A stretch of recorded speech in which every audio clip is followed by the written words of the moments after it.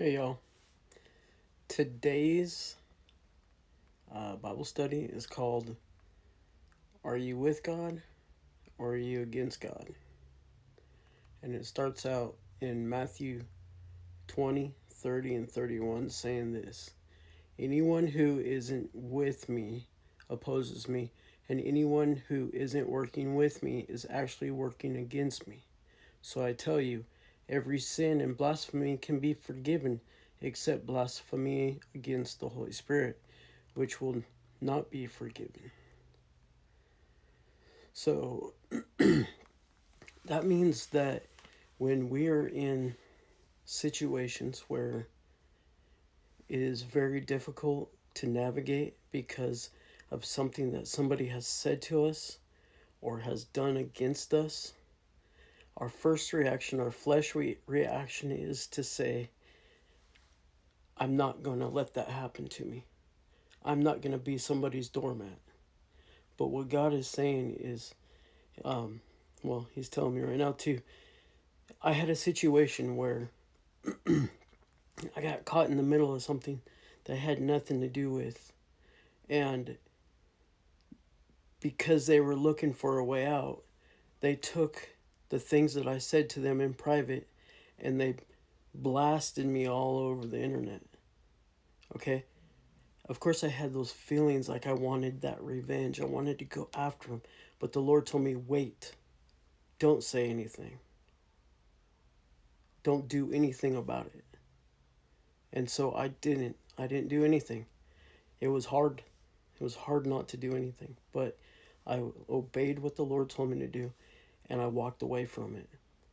And about, I don't know, 3, 4 months later, these people came back to me and publicly apologized for what they did to me. So I didn't have to take care of it myself. I didn't have to make it a bigger issue than it already was. I let God handle it and He took care of it and I passed the test. And so I believe that's what He's trying to say too. When He brings these things to you, you know, take them to Him. Don't run and make it worse.